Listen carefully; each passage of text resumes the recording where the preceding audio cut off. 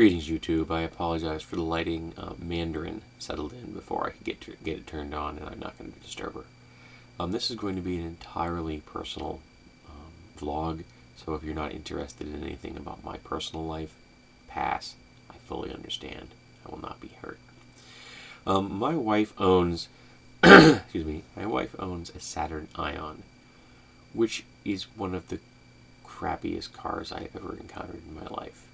If anyone offers to give you a Saturn Ion, they don't like you. Say no. In fact, if you'd like one, I have one on my lawn. But we're going to probably donate it. She's been looking for a small truck. My wife has an affection for small trucks, and we're homeowners, so having a small truck, something like a Ford Ranger, would be very useful for moving things. Snow blowers, lawn mowers, plywood, you get the picture. And my wife would eventually like to get a paddleboard, and that would be useful for that as well. So we've been looking, and we went out yesterday in a concerted effort to see if we could find one, along with our friend Felicia. You may have seen Felicia here on my channel before, and she is our resident car expert. She knows a lot about cars and a lot about trucks.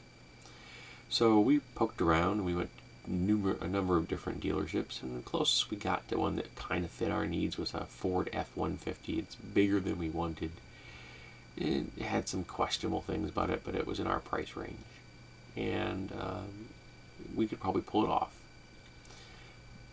Then we stumbled onto a Toyota RAV from 2006. Now, our loan was only good for cars as 2008, so 2006 kind of was below that limit. But my wife had been approved for a loan, so we knew what our limits were and what her payment comfort zone was. Our comfort zone. This was going to be her vehicle, but it's our household will pay for it. And it was a good price, and the only thing that was even my only question about it was the brakes were probably going to have to be done in the near future, but they're legal and they'll pass. So we poked around, we looked at the prices, and frankly, we weren't going to do any better. It had 108,000 miles on it, which isn't horrible. It's about 15,000 miles a year, which is more than I drive, but average for your use. It handled well. It had all-wheel drive. It was in very, very good condition. The interior was wonderful. The engine was clean. There was no noticeable rust. It was just overall in really nice shape. And again, priced in our range. So we bought it. And while sitting there doing the paperwork, I turned to my wife and I said, "Sweetie, I just remembered something. We were supposed to pick up a turkey today because we had ordered a fresh turkey for Thanksgiving." And she's like, "Crap, we did." So we finished up the paperwork and we got out of the dealership around 6:10, I think, 6:15 at night. It was still enough time. The place we were going to was going to stay up until 8, so we rush home and we get our cooler and we put the old car on the lawn and we pile into the new vehicle and we head to the farm, and an actual farm where this place is. And it was out of the way for us, but it was not that far from where my wife works, so that's why she had used it. So we haul our buns all the way to Dublin, New Hampshire. And as we're going there, it starts to snow. And the snow is very light.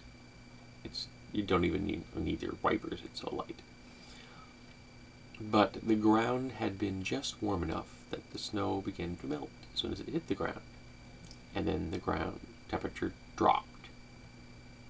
So after we picked up our turkey, we're heading back home, and we arrived at the farm 1 minute before they closed.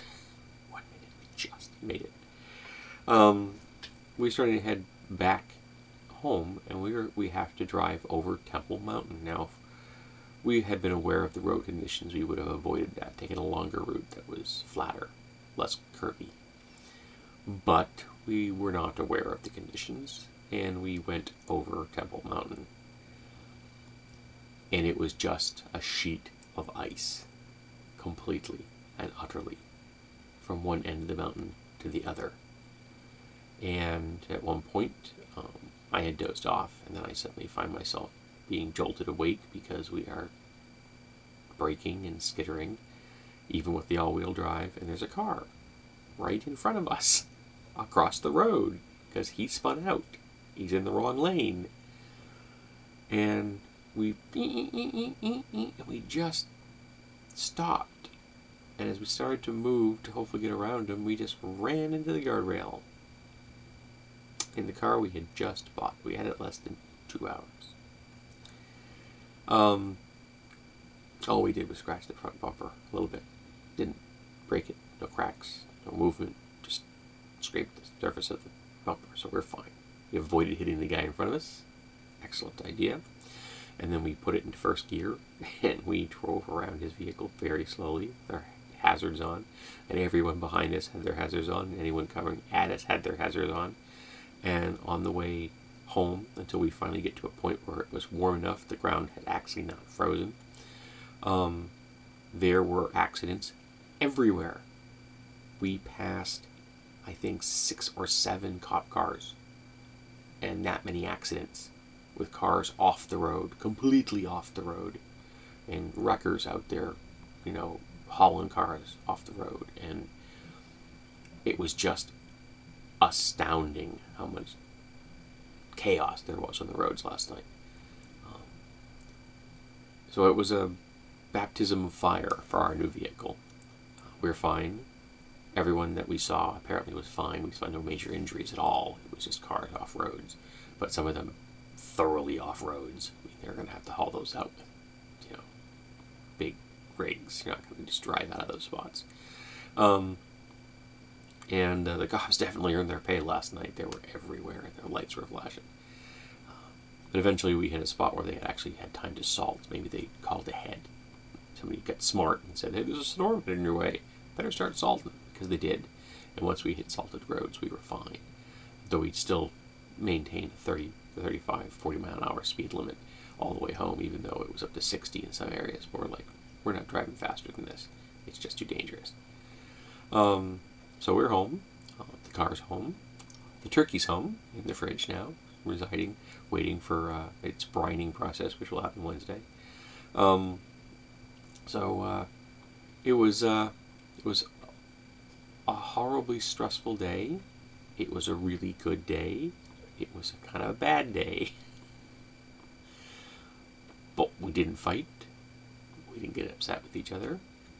I would like to thank the author of the Feeling Good Handbook and my therapist, Stephen, because I was able to support my wife through the entire process of looking for a vehicle, of purchasing a vehicle, of surviving, getting to the farm and getting home from the farm.